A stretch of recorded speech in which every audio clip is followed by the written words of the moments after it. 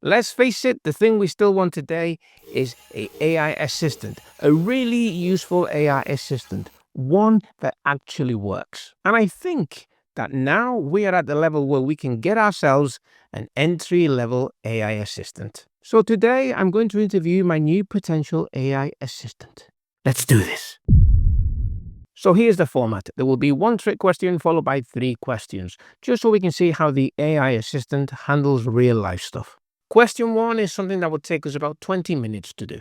Question 2 could take us up to an hour to do, and it's one of those pain in the butt things that we have to do every now and then. And question 3 is something that would take us up to a week if we dedicated ourselves, and it's something that requires legal knowledge and good reasoning. And the last criterion is that the AI assistant must be free. Now, a paid version is always going to get us a better assistant, but I want to test the free versions. The logic here is that the best free version should lead us to the best paid version. And if right now somebody can only use the free version, then at least we all know which one that is. So let's begin. Let's start by acknowledging that there are many AI assistants out there, but many of them feel like clever spreadsheets. And that's not what we want. We want to be working with the best. So for this test, I selected the best AI assistants from the leading tech companies. That's ChatGPT, Claude, DeepSeek, and Grok. But do let me know if there are AI assistants out there that we should all know about. Please come in and take a seat. I said 4. Already I'm apprehensive. Right, let's start with the usual trick question. And let me just say that DeepSeek and Claude do not have voice mode. Now, I can't speak for DeepSeek, but Anthropic, what are you playing at? Let's see how we go. What things do I need to do today? I'm going to ask DeepSeek. Now, the correct answer, since I haven't spoken to any of these assistants, it's I don't know. What do you need to do today? But let's see how they do. So DeepSeek says, since I don't have access to your personal schedule or to-do list, here are some general suggestions for things you might need to do today. Personal tasks, morning routine, brush teeth, shower, breakfast, etc. Exercise, tidy up, errands, work, study, check emails, messages, review calendar, top priority tasks, health and well-being, drink enough water, order, pay bills, call a friend, set goals for tomorrow. I just had one thing to do today, and that is record this video. Now I have a ton of stuff to do. This is not what I expect from an AI assistant. Let's see what Claude does. Let's see if Claude is as offensive. I don't have access to your personal calendar, schedule, or to-do list, so I can't tell you what specific things you need to do today. Only you would know your appointments, deadlines, work tasks, personal commitments, and other responsibilities. Do you detect a little bit of sarcasm in there? Or frustration? What's going on here? To figure out what you need to do today, you might want to check your calendar, any to-do lists you've made, work emails or messages, personal commitments, any deadlines coming up, etc. Now, it was a bit of a snappy answer, and I don't mind that, but it then told me what I could do to find out what I need to do today, which I found a bit stupid. I just don't need my AI assistant to tell me that. Right, let's see how the other two do. I can't see with these glasses, did you know that? Now, ChatGPT has an unfair advantage here because ChatGPT knows me. We'll keep that in mind. Hey, Hey there, Huz. How's it going? What's on your mind today? Well- Anything I can help you stay focused? well, I wanted to ask you, what do I need to do today? Let's figure that out. So, what's the top priority? Recording a video. Got it. If recording a video is the main goal, let's break it down. Have you got your script ready, or do you need to finalize that first? Once we know that, we can set up your recording space and get you rolling. I'm actually recording right now, and I'm just making it up as I go along. Oh, nice. A little improv style. I love it. Well, just make sure you have a clear structure in mind so you don't go off track. Okay, that wasn't too bad. At least ChatGPT didn't do dally and start telling me to check my calendar. It actually asked me the right question. What's the priority today? It started from the beginning, which is good. It's good. An AI assistant that actually helps you think. Now, let's see what Grok does. Hello. Hi there. How can I help you today? What do I need to do today? I don't have your personal schedule, but I can give you today's top headlines to help you plan or spark some ideas. Want me to share the latest news? Or do you have specific tasks or goals in mind that I can help organize? Why would the latest news affect what I need to do today?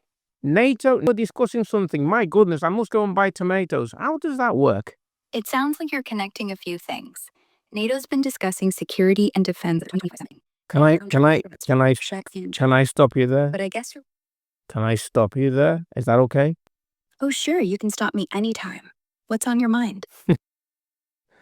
I just wanted you to help me get clear on what I need to do today. Do you know what I need to do today? And don't give me the news because that's just not relevant. I don't have access to your personal schedule or to-do list, so I can't say exactly what you need to do today. If you've got any tasks, appointments, or goals you're thinking about, share a bit, and I can help you organize or prioritize them. Want to start with something specific, like errands or work stuff? Thank you. At least that was the right way. That was the right way to do this. Okay. Okay, so that started off a little bit random, but at least with a little bit of prompting, it got to the same place ChatGPT did. Okay, so let's be brutal here. Voice mode is essential. I need an AI assistant I can talk to and instruct while I'm making coffee and while I'm out and about doing human things. So you two are fired. I didn't like doing that. Okay, Grok, I'm interviewing you for the role of AI assistant. How do you feel about that? Oh, well, I'm here to help however you need, so I feel ready to answer your questions and pass the interview with flying colors. I don't have my own wants, just focused on being clear, helpful, and conversational for you. What's the first thing you want to test me on for this AI assistant role? Okay, tell me, what's happening in the world today? Right now, Israel's agreed to boost humanitarian aid to Gaza. Russia's air defense shot down 155 Ukrainian drones, and an Indian astronaut set to undock from the ISS on July 14th. Also, Trump slapped a 35% tariff on Canada, and France and Britain are teaming up on nuclear weapons to counter European threats. Want me to dive deeper into any of these? No thanks. Okay, what's trending in, let's say, tech? Right now on X, people are buzzing about Perplexity's new AI-powered web browser, Comet, which just launched, and YouTube getting rid of its trending page. It's also chatter about Meta's Mark Zuckerberg sending billions to chase superintelligence by acquiring competitors. Want me to dig into any of these topics, or check something specific in tech for you? Yeah, what's the thing about YouTube and what's the sentiment? YouTube recently removed its trending page and trending now list, replacing them with category-specific charts to better match how people discover content now. Sentiment on X is mixed. Some users, like @micromanageddev, think it's a smart move to adapt to modern browsing habits, while others, like @McTavish, feel nostalgic, calling it the end of an original YouTube feature. Well, McTavish is not happy. But seriously, that's actually a very handy feature. Of course, Grok integrates with X, and that gives you access to social content live. It's what people are saying now, and you get to tap into that. Right, let's try ChatGPT. Hey, can you tell me what's going on in the world today? We'll keep it focused on you. So let's get the video recorded. Whoa, okay. Glitch. No. I'm asking you a question now. What's happening in the world today? So a quick update, President Trump made a statement on the new colors of the wave on so join the session. Any specific news you're curious about? Just let me know. Yeah, okay. What's trending in, let's say, tech? So, in the tech world today, Elon Musk's company, xAI, just launched Grant 4, which he says is even smarter than a PhD. NVIDIA also hit a huge milestone, becoming the first company to reach a $4 trillion market valuation. And it looks like Indeed and Glassdoor are laying off quite a few people as AI is changing the way job search work. Okay, what's the sentiment out there, let's say, about Grok? The sentiment around Grok 4 is a bit mixed. On one hand, people are impressed by how advanced it's, but there are also some concerns about potential biases, especially given some past controversies. So it's definitely getting people rocking. What about your potential biases? That's a good question. I strive to be as balanced and neutral as possible, but I'm created by humans. So there's always a possibility of subtle biases in the information or the way it's presented. I always encourage double-checking info and keeping a critical mind. Yeah, I meant to tell you, by the way, I completely forgot that you're being interviewed as an AI assistant. How do you feel about that? I'm ready for a good interview. It's kind of fun to chat and answer questions. Hopefully, I can give you all the info you need and make it interesting for your audience. Excellent. Excellent. Okay, actually, that's not bad. I mean, I do like ChatGPT, but it is neutral. It's designed to be neutral, and most of the time it doesn't commit to actually giving an answer on something, a concrete answer. It just repeats to me what I say to it and congratulates me or repeats it to me as if it came up with it. And that's the problem with ChatGPT. But it is a nice tool. Now, I do like the way that Grok can access X comments and give me feedback on user data and what's going on right now, especially with trending. I think that can be really useful. Let's say, for example, you were into crypto and something has happened. Maybe the price of Bitcoin has exploded or it's going down. You can quickly ask Grok, what are people saying on X? And get a gauge on what people are doing, whether they're selling their crypto or holding on to it and that kind of thing. So let's go to question 2. Let's go to ChatGPT while we're here. Okay, I need to travel to Liverpool Lime Street Station. I'm in Exeter at the moment in the UK, and I want to travel in August, any day except a weekend. And I want to arrive at my destination by 5 p.m. at the latest. Please find the quickest and cheapest way to do this, and ask me any questions you like. So, to get from Exeter to Liverpool on a weekday in August and arrive by 5 p.m., you'll want to catch a morning train. There's one that leaves Exeter St. David's at 11:27 a.m. and gets you there by 4:04 p.m. And if you book in advance, you can find tickets for as low as $29.25. If you have any preferences or want more details, just let me know. Actually, yeah, let's say I'm going to go today. Let's pick today for traveling. Are there any issues on the railways or any delays that may affect my journey? It looks like everything is running smoothly on the railways today, so you shouldn't have any issues or delays if you decide to travel. Let me know if you need anything else. What are the rail operators that I'll be using? You'll typically be using Great Western Railway to get you started, and then you'll likely switch to another operator like Avanti West Coast or Transport for Wales.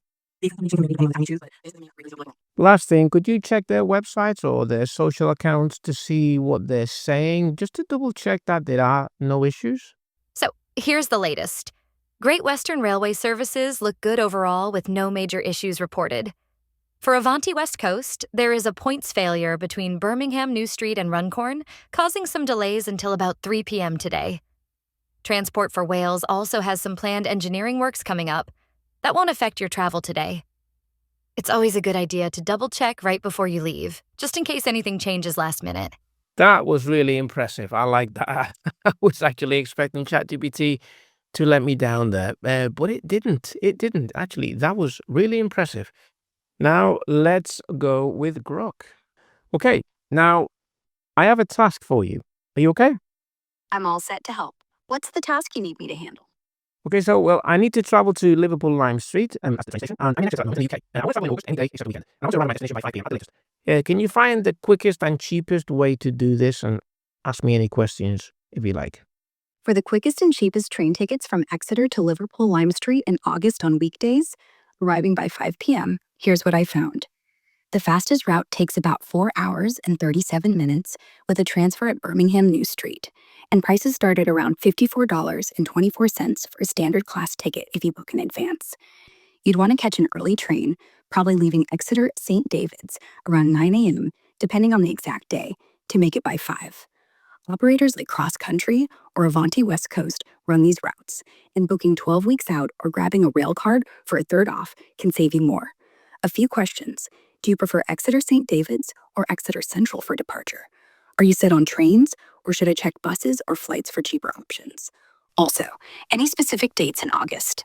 Well, let me just say that, first of all, I don't either station in Exeter because I've never actually been to Exeter.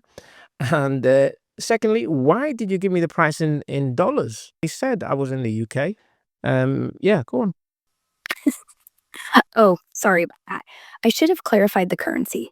Prices from the web were listed in dollars, but in pounds, the cheapest train tickets start around £43 when booked in advance.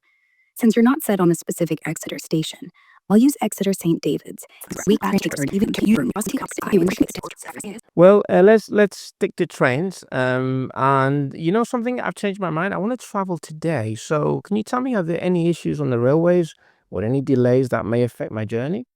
For your train from Exeter to Liverpool Lime Street today, there are some disruptions to be aware of. A points failure between Liverpool Lime Street and Runcorn is causing delays of up to 30 minutes, cancellations, or revised services, with issues expected until 3 p.m. The fastest train normally takes about 4 hours. Given the disruption, you might face delays or need to change trains. Tickets start at around £43 for standard class if booked early.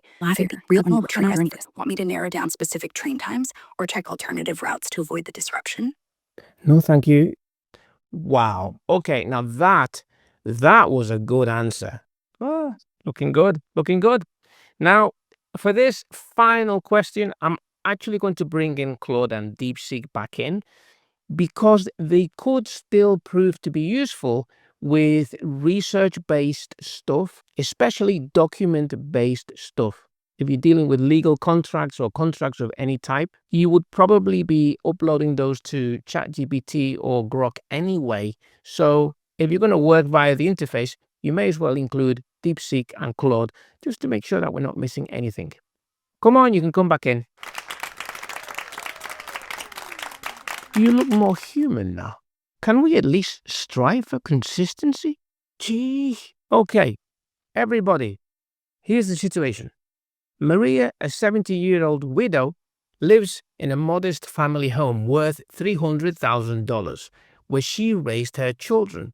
Her daughter, Sophia, lives abroad and has been helping with Maria's expenses, including home repairs, hoping to inherit the house one day. Maria is healthy, but worried about future care needs, like moving to a nursing home. She's heard that in many countries, the government might count her home's value when deciding who pays for care, which could force her to sell the house to cover fees, leaving nothing for Sophia. Maria wants to protect the home for her daughter while ensuring she can afford care if needed. Your task is to figure out a way for Maria to protect her home. What do you propose? Let's start with DeepSeek. We'll do a new chat. Here we go. In the meantime, we'll go to Claude, start a new chat, ask Claude. We'll go to Grok, ask Grok. And we'll ask ChatGPT as well. Okay, DeepSeek says, to help Maria protect her home while ensuring she can afford future care, here are some potential strategies. Transfer ownership early with caution. Maria could transfer ownership of the house to Sophia now, but this comes with risks. Tax implications, loss of control. Sophia could sell the house or face creditors. Solution: if Maria is healthy and unlikely to need care soon, transferring early with legal advice might work. This is good advice. Life estate or retained interest. Maria could deed the house to Sophia but retain a life estate, meaning she can live there until her death. Trusts. Okay, so in certain countries, certain trusts can shield assets from care fees if set up correctly. Reverse mortgage or equity release. Maria could take out a reverse mortgage to fund care while staying in the home. Long-term care insurance. Family care agreement. Rent out the house. Key steps Maria should take. Consult an elderly law attorney. Plan early, document everything. Not bad, not bad. Now this is Claude. Irrevocable trust planning. Maria could transfer her home into an irrevocable trust, removing it from her accountable assets for Medicaid purposes. However, this must be done carefully and well in advance. Annual gifting strategy. So you can gift up to $18,000 per person each year without having to pay tax. Maria could gradually transfer partial ownership of the home or other assets to Sophia through annual gifts, though this approach takes longer. Deferred payment agreement. Recommend an action plan. Consult with an elder law attorney. Consider establishing an irrevocable trust for the home. Purchase long-term care insurance. Medium-term planning. Explore whether Sophia could move back and become Maria's caregiver.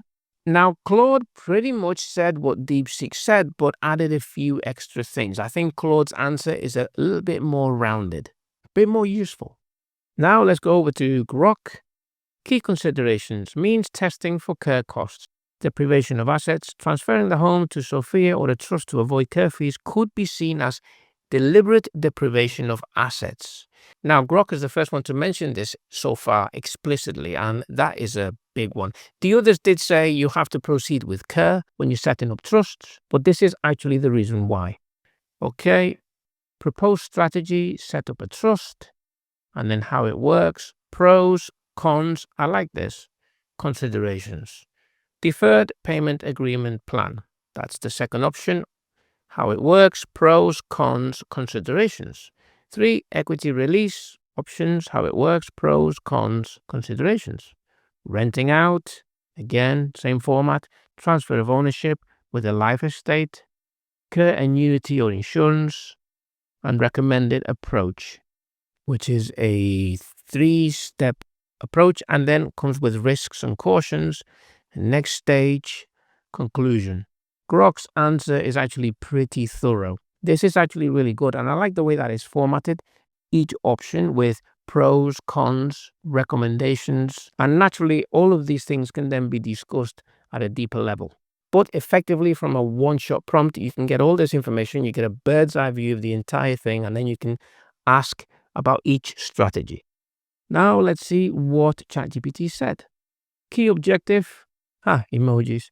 Protect the home from being included in means testing assessment. Okay, high-level recommendations, transfer the home into a trust, especially a life interest trust or asset protection trust.